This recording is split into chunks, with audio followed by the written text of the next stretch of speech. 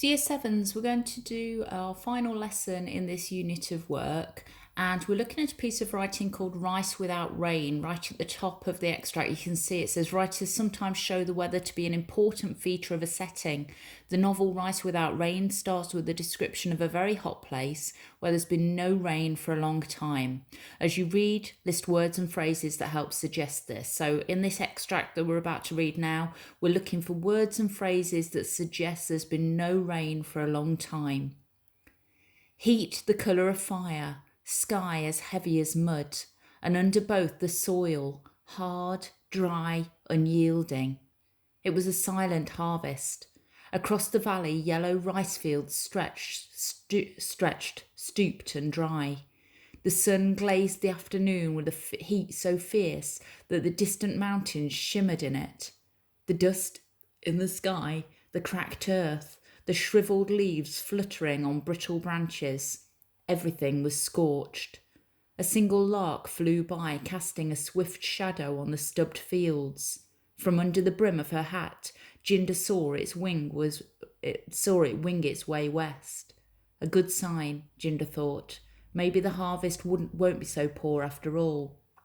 She straightened up, feeling prickles of pain shoot up her spine, and gazed at the brown fields before her.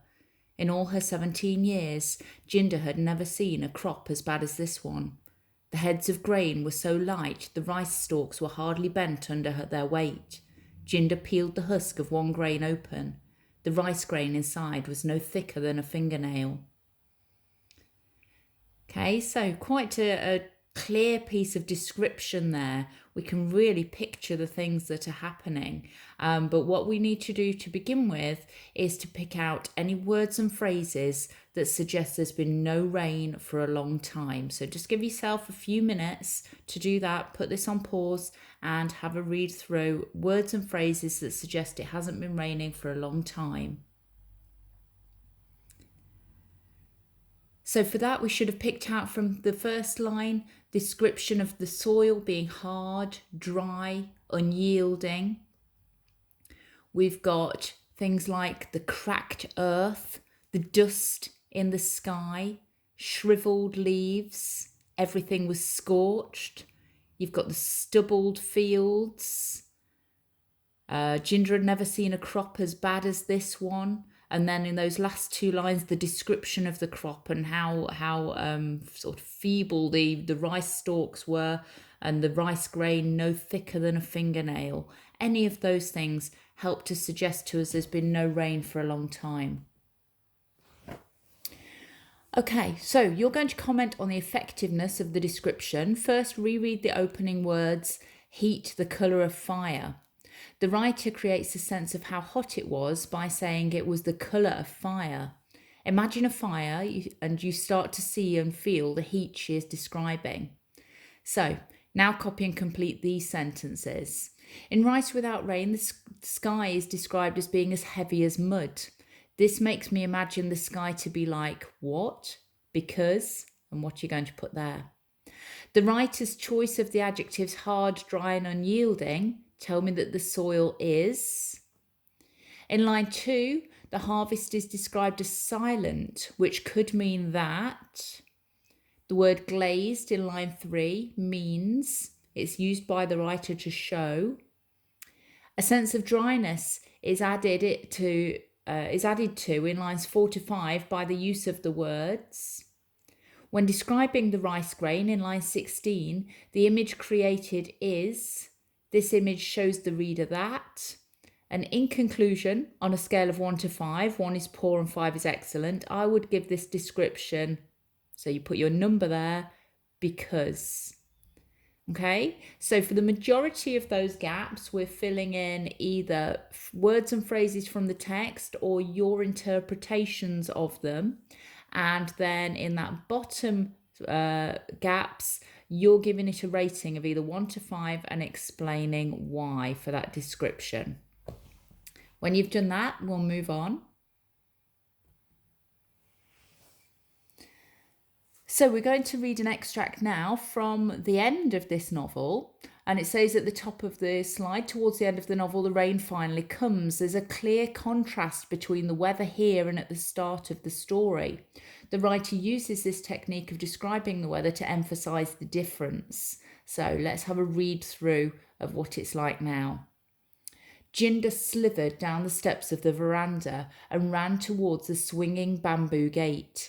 The earth was soft and pliant under her bare feet.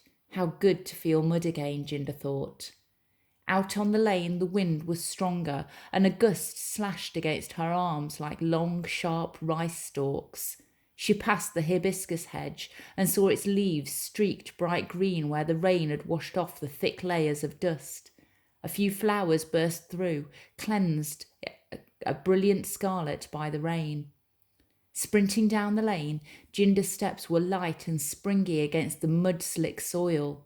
She felt the wind against her face, whipping her hair behind her, piercing through her thin, wet clothes so that they felt like a second skin on her. And still the rain quickened, pelting at the flat earth from the cloud-flattened sky. Through the storm, Jinder ran on, running as she gulped in great mouthfuls of the wind and felt the rain soak her clothes to her skin. Running, she felt the hard, dry knot within her uncoil and grow soft and pliant again. She ran until her sides hurt and her breath came in painful gasps. The village lay far behind.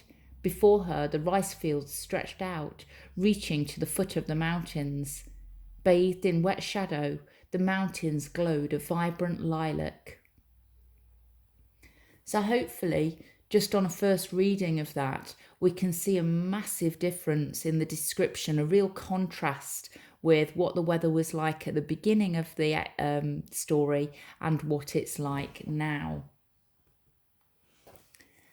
So we're going to focus on these two differences now. We're going to pick out the contrast between the two extracts. It says copy and complete this table. The left-hand column contains phrases from the first extract. Find contrasts, so opposites to these, in the second extract and list them in the right-hand column. You'll need to read carefully. First one's done for you. So let's have a look. In extract 1, it told us that the soil was hard, dry and unyielding.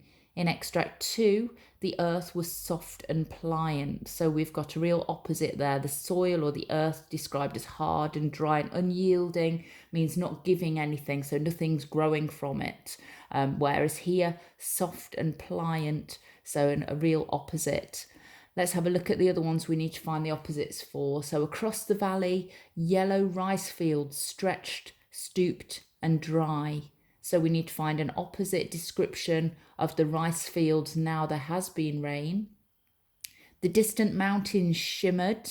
Think about how the mountains were described in this second extract. The shriveled leaves fluttering on brittle branches. Nice bit of alliteration there, the brittle branches. Focus on how the leaves of the hibiscus bush were described in extract 2. And she straightened up, feeling prickles of pain shoot up her spine. What can we find that describes Jinder in extract 2 that's an opposite of that? And then to finish off, in your own words, explain what changes have taken place between the extracts. So a paragraph, just a couple of sentences to describe the changes that have taken place, not just with the weather. Think about the atmosphere. Think about how Jinder is feeling and the differences in her attitude, her feelings, her emotions, even in the way that she's moving. Think about all of those sorts of differences that have been affected by the change in the weather. Okay, well done. Off you go.